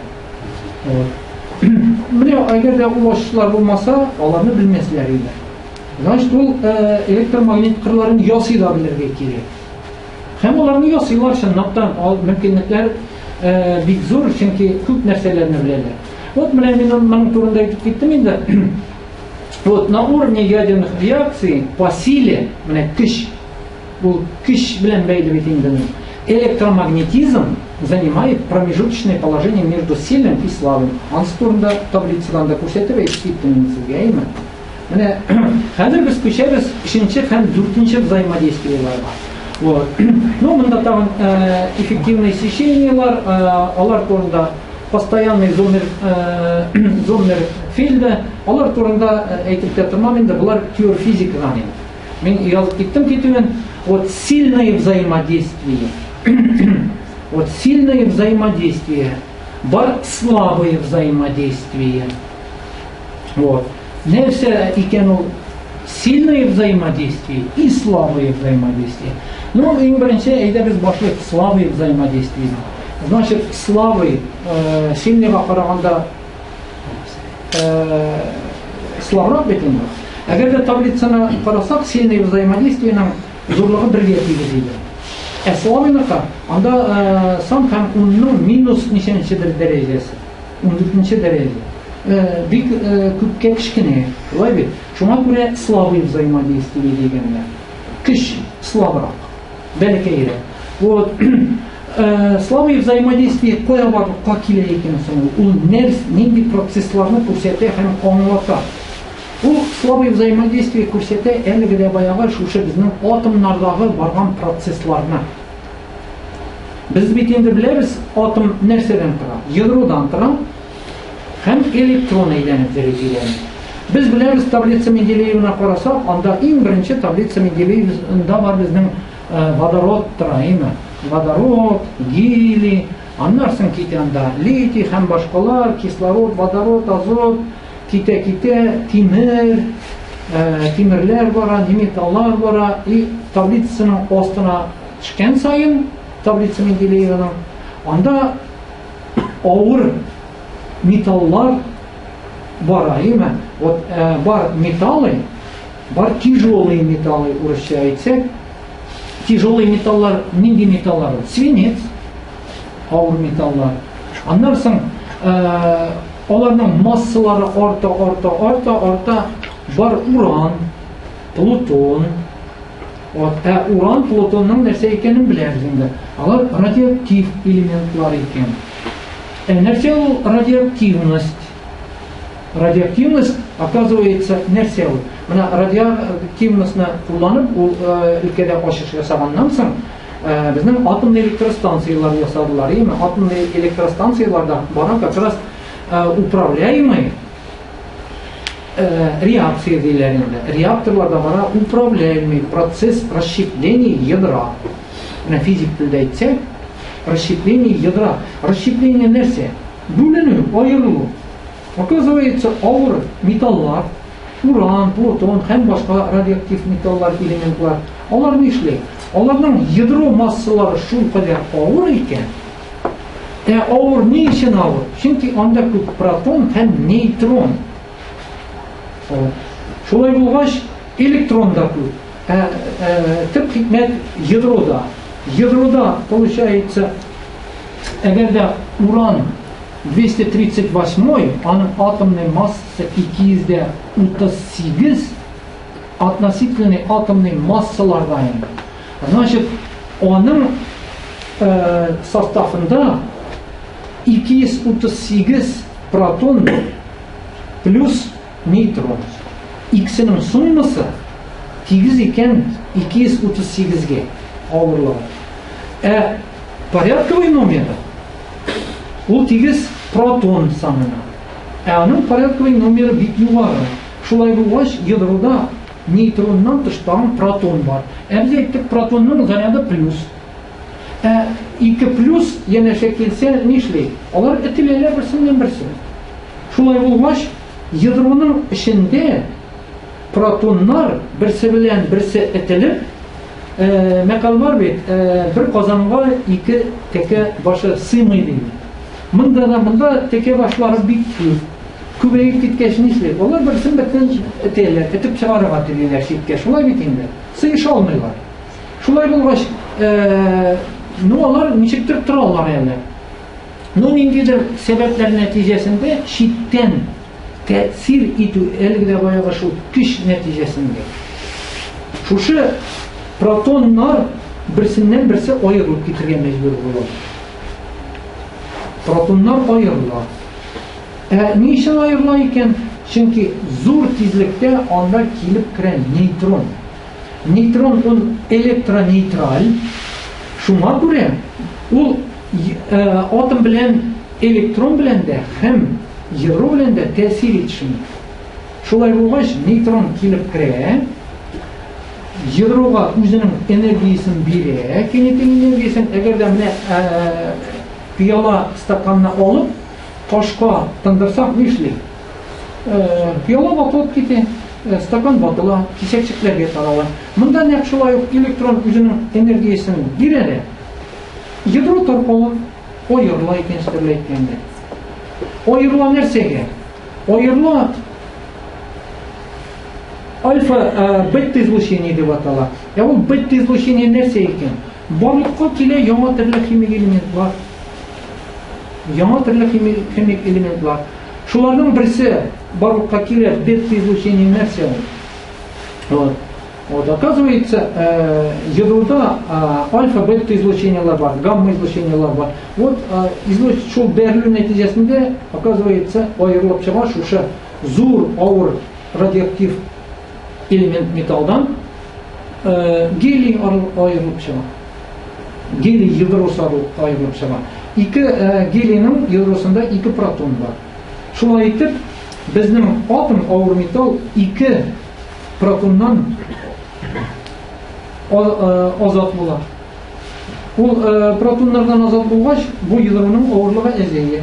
Әзәйгәч, яңа төрле химик элемент барлыкка килә. Таблица Менделеевда или изотоп барлыкка килә, или бөтенләй яңа төрле химик элемент. Менә ул свинец, радиоактив металлар таркалганнан соң иң ахырда барлыкка килә икән свинец. ул продукт распада радиоактивных элемент, материалов деп аталады. Ну, период полураспада деген нәрсе бар. Ул вакыт екен ул. Ул период полураспада нәрсәне аңлатам. Әгәр дә шундый радиоактив элементларның атомнары әйтик 100 булса, 100 штук булса, шул вакыт эчендә период полураспада ул вакыт, шул вакыт эчендә шушы 100 атомның 50-се таркала. 50-се башка химик элементларга әйләнә. 50-се кала шулай булып. Шул радиоактив металл булып кала. Аерылган гелий дигәндә гелийның ядросы аерыла вот плюс-плюс без әйттек. Алар зур көч белән, чөнки алар шул кадәр янәшә. Ядро менә бу кулон көчләре шул кадәр зур икән. Зур бит инде алар бик шундый көч белән атып җибәрә бу ядроны. Ул ядро зур көч белән атып җибәреп, әгәр дә башка металлга, башка атомга барып бәрелә икән, ул үзенең энергиясен анарга бирә. Энергиясен биргәннән соң, аның энергиясе арту нәтиҗәсендә барлыкка килә җылы процессы, җылыну процессы барлыкка килә. Менә шундый процесс. Аны хәзер галимнәр аңлаттылар инде. Монда радиоактивный распадлар турында аерым лекция махсус сөйләргә. Вот. Менә бу слабый взаимодействие нәрсә белән бәйләнгән килеп чыкты. Безнең бәйләнгән килеп чыкты шушы ядродагы распад белән. Вот. Менә аның ул бета-распад дигәндә константа взаимодействия безнең 10-ның -13 дәрәҗәсе вакыт константа взаимодействия. Менә шушы радиус взаимодействия менә эквивалентсек 10-ның -18 дәрәҗәсе. Ул бик бәләкәй получается, ул кешеләр ядро эчендә генә тәэсир итә. Атомнан тышка чыккач уже тәэсир итмәй, чөнки атомның размеры, водородның размеры 10-ның -10 дәрәҗәсе. Ә монда 10-ның -18 дәрәҗәсе. Менә цифрлардан аңлашыла инде, юкмы? Атомның размеры, ул бит инде шар кебек. Атомның размеры 10-ның -10 дәрәҗә метрда. Ә монда радиус взаимодействия тәэсир итү кешенең ераклыгы 10-ның 18 8 порядокка кешелек. Шулай булгач, вот анда кешеләр зур таралып китте, бета-распад булды, гелий ишеп китте, ул анарга башка тәэсир итмәй. Ул энергияне ала һәм шул үзенең энергиясын башка җисемнәргә, атомнарга бирә. Ул энергиясын биргәч, без аны җылылык итеп кабул итәбез. Ахыр чиктә ул җылылыкка әйләнеп кала. Монсы инде молекуляр физика, термодинамика дигән фән өйрәнә буларны, җылылыкларны. Менә монда шундыйрак кызык нәрсәләр инде. Менә без әйттек, переносчиклар, частицалар, нәрсә ул? Вот W и Z бозоннары оказывается. Бозон алар элементар кисәкчекләр. Менә без ахырдан таблицаларны карабыз. Ул элементар кисәкчекләрне галимнәр, дөнья галимнәре бик күпне ачтылар инде. 350-дән артык инде бу элементар кисәкчекләр. Алар бик күп икән. Элементар кисәкчекләр каян барлыкка килгән, галим барлыкка килгәч, галимнәр әйтүе буенча, алар барсы да барлыкка килгән. Шул галим киңәю башлауга алар барлыкка килгән инде. Вот 10-ның -20 дәрәҗәсендә секундта беренче атом барлыкка килгән. Менә шундый бик кызык нәрсәләр бар. Так, хәзер менә бу слабый взаимодействиене кыскача гына аңлата алдым инде, юкмы? Монда буларны чынлап торып аңлар өчен менә шушы физиканың барлык разделларын да аңласаң әйбәт инде. Гафу итегез. Бу хатын шалтырата. Алло, Галия. Әле бетмәде. Бетмәде. Так. Менә монда радиоактив распадлар турында инде, алар турында кыска гына әйтеп киттем инде. Вот. Менә монда барсы да сөйләгәннәр аңлатыла инде. Между молекулами и газообразным состоянием. Да, твердого, жидкого, газообразного. Таким взаимодействием объясняется образование различных агрегатных состояний вещества, твердого, жидкого и газообразного. Вот. Сильные взаимодействия. Вот сильные взаимодействия, значит, сильные взаимодействия булгач, аның тәэсир итү кеше бик зур инде. Иң югары хәзерге вакытта билгеле булган кешеләр арасында менә бу көч иң зур. Вот. Менә бу нәрсә? Сильное взаимодействие обеспечивает связь нуклонов в ядре дигән. Ул нәрсәне аңлата? Нуклон нәрсәләр? Протон, нейтрон. Ну, нейтрон электронейтраль, ул ядрода торган мөмкин, протоннар җыелып тора бит. Нинди көчләр шушы протоннарны тотып торасы? Менә без алабыз теләсә нинди материалны, менә кагаз, ул бит үзеннән үзе аерылып төшми, җыртылмый. Менә бу кисәклекләрне мин җыртканда ниндидер көч тәэсир итеп аларны аерырга тиеш берсеннән берсе. Шулай бит инде. Әгәр дә ядрода протоннар тора икән, алар бер-берсен үтәләр. Вот слабое взаимодействие да без әйттек. Оказывается, протон килеп керсә, бу протоннар уңай булганлыктан алар кайсы якка очып чыгалар. Шулай бит.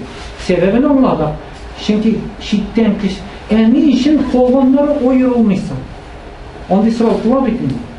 Ядрода күпме протон тора, бөтенесенең заряды уңай, алар никтер таралып китмиләр тиз генә. Аларны таратыр өчен ниндидер көч белән тәэсир итеп таратырга кирәк. Шулай булгач, ул протоннарны тотып тора торган ниндидер көчләр бар. Менә шул көчләр инде сильное взаимодействие дип атала. Шушы сильное взаимодействие аңлата икән, шушы ядродагы протоннарны бер-берсе таркалмаслык иттереп тотып тора торган үзенә күрә ниндидер җепләр бардыр инде анда. Менә без физиканы белмәгән кеше шулай уйлыйсың бит инде. Менә ни өчен бу җисем төшеп китми? Чөнки бу тора безнең молекулалардан, атомнардан. Мин истәге молекулалардан тоттым да, алар бер-берсенә ябышканнар, шуңа күрә төшеп китми. Ни өчен тегендәге протоннар таралып китми? Ниндидер көчләр тотып торалар.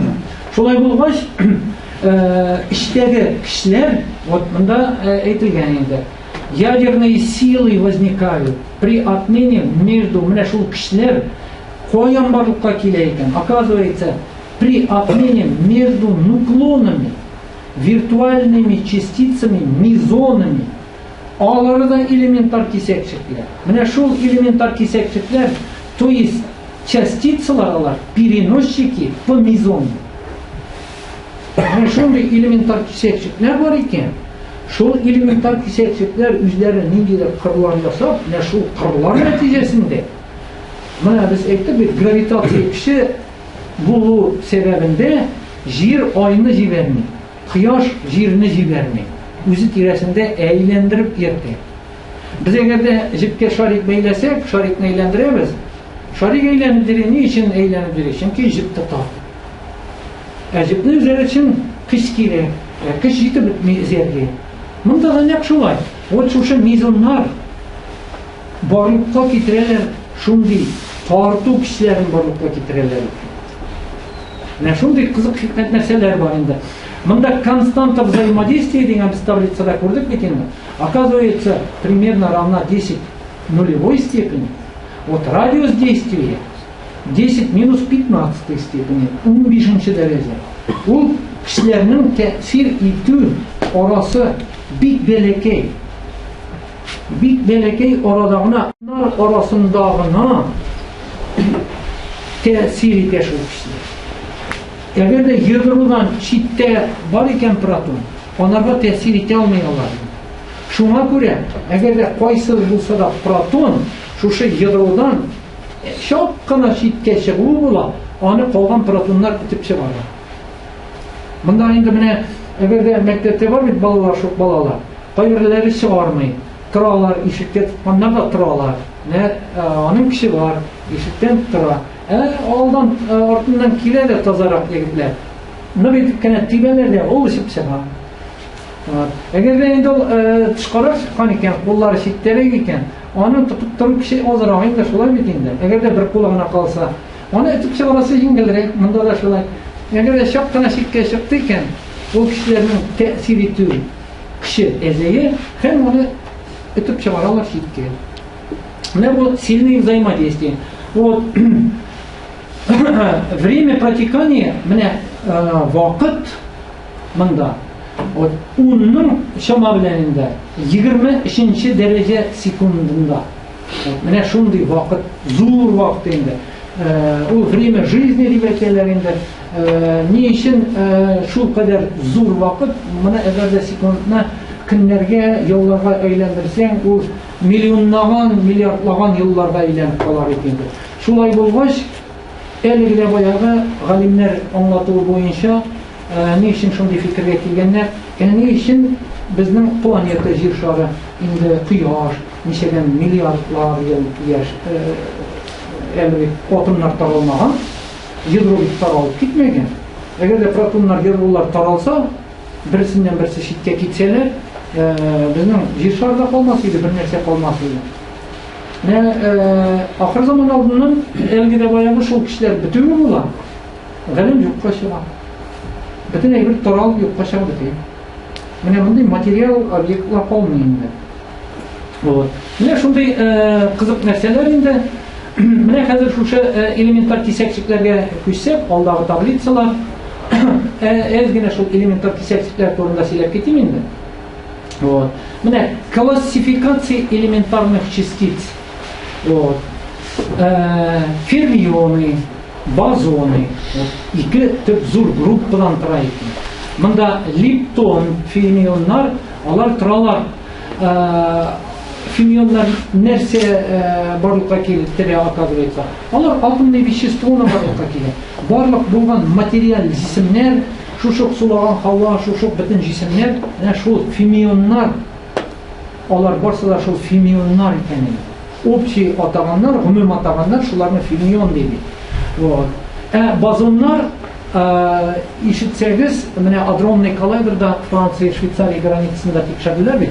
Бозон Хиггса диделәр. Вот менә шул бозон Хиггсына таптылар инде. Ансы шул бозоннар. Алар өчен нитеп була? Глюоннар, гравитоннар, вот. Монда фермионнар тора лептон, кварклар. Вот. Лептоннар, тау лептон, алар иш вид, оказывается. Бу нәрсәләр? Электрон. Электроннар, оказывается, лептон. Вот. Лептоннар группасына керә. Электрон, неон, тау лептоннар, алар иш вид, оказывается. Алар нейтрино бар. Нейтриноны табырга тырышалар, тоже бик катлаулы. Нейтрон менә безнең Кояштан нейтрино килсә, оказывается, безнең җир шарын рәхәтләнеп, узып чыгып китеп, бернинди каршылыгы чыгар. Нейтрино. Шундый кисәкчекләр. Алар вообще безнең атомнар белән тәэсир итмиләр. Үтеп чыгалар. Менә әйтәләр бит, пычак майны кискән кебек, булар җир шарын дип җиңел узып чыгып китәләр. Тукталып калмыйлар. Менә шундый кисәкчекләр икән. Вот кварклар инде, и тагын нәрсә бар, бу һәрбер группада электронның да һәрбер кисәкчекнең бар электрон частица бит инде элементар кисәкчек. Бар античастицалар. Вот әгәр дә электрон ул тискәре заряд булса, аның античастицасы позитрон. Бик кызык нәрсә бар, аны галимнәр тикшергәннәр инде. Ул античастицаны уже табалар, алар хәзер галимнәр. Хәзерге инструментлар белән табада алалар икән. Оказывается, әгәр дә шушы ике частицаны һәм античастицаны берсе белән берсен берләштерсәң, бүленеп чыга гамма-излучение. Гамма-излучение ул зур энергияга ия булган частица. икенче төрле әйткәндә, әгәр дә минем 1 килограмм частицам булса, частицаңда бездә бик күп, менә ул 1 килограмм су, тоже кисәкчекләр. Тотам да, әгәр дә античастица 1 килограмм булса, берсенә берсен кушсам, кытычкыч зур энергия бөлініп чыга. Кытычкыч, аны хәтта санап була. Ул чакта инде нишлей? Менә бу 1 килограмм кисәкчек җисем һәм антиҗисем алар юкка чыгалар. Юкка чыга. Алар күрә алмыйбыз, юкка чыга. Һәм барлыкка килә чиста энергия. Менә шундый кызык, монысы фантастика инде. Менә шундый кызык нәрсәләр бар. Вот. Менә адроннарны без әйттек инде, алар протон, нейтроннар. Адрон. Вот. 2-3 мезон, антибарион. Менә шундый элементтар кисәкчекләрендә. Менә икенче таблицада нәкъ шулай ук инде монда. Вот. Менә фермионы сул яктан, бозоннар уң яктан. Вот. Менә бозон Хиггса диде. Менә оказывается переносчики взаимодействия, менә ул кисәкчекләрнеке. Фотон дидек. WZ, Z нулевой бозоннар. Ул слабый взаимодействийники. Фотон электромагнитный взаимодействийники. Глюон сильный взаимодействийник. Гравитон анда сырау тура әйттем сезгә, алар әле билгеле түгел. Ул кисәкчекләрне әле аңлата алмыйлар. Нәрсә ул? Гравитонны әле аңлатып бетерә алмыйлар.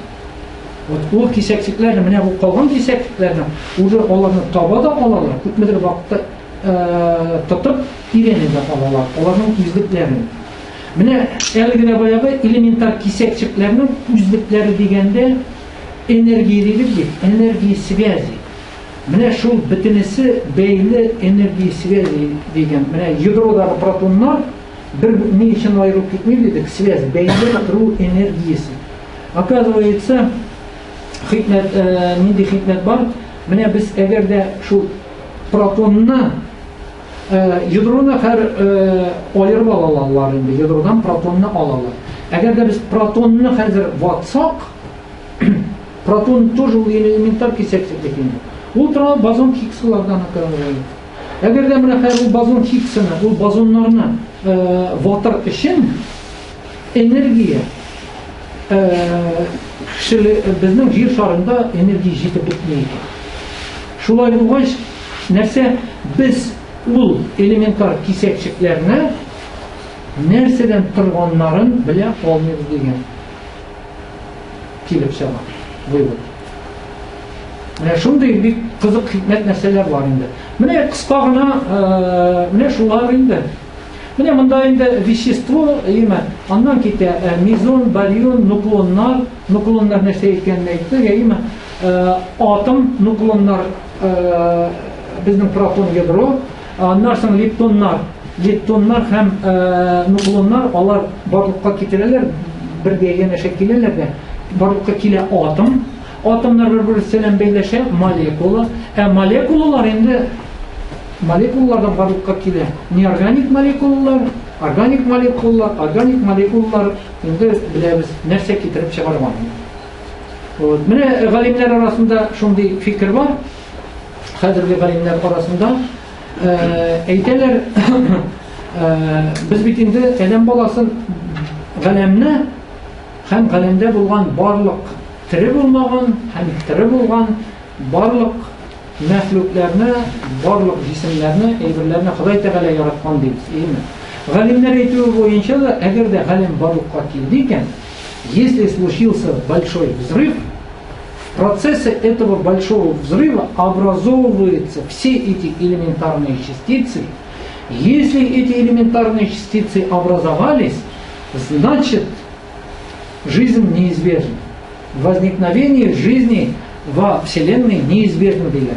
Шулай булгач, Ходай Тәгаләнең менә шушы законнары, иң беренче Эйнштейн сүзләрен әйттек бит. Менә Эйнштейн әйткән фикер.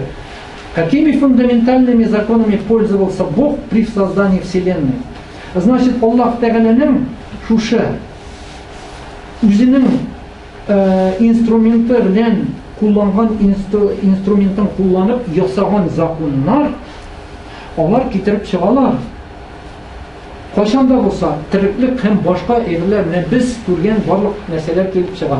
Бу әйтик ислам дине буенча да Ходай Тәгалә ясаган, әгәр дә Ходай Тәгалә ясаган икән ул әйберне. Оның әйберләре китеп чыгарган икән, бу әйберләрне Ходай Тәгалә ясаган сүз дип килеп чыга бит инде. Әгәр дә Ходай Тәгалә ул законнарны ясамаса, адәм баласы да булмас иде, тиреклек тә булмас иде, галәмдә бер әйбер дә булмас иде.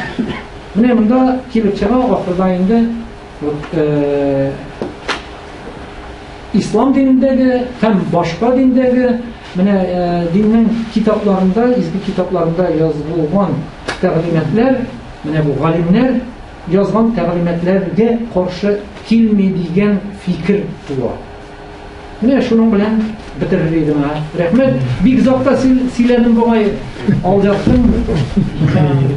Бик авыр тыңлыйсың монда лекцияларны. Рәхмәт яусын. Бәлкем сорауларыбыз бардыр.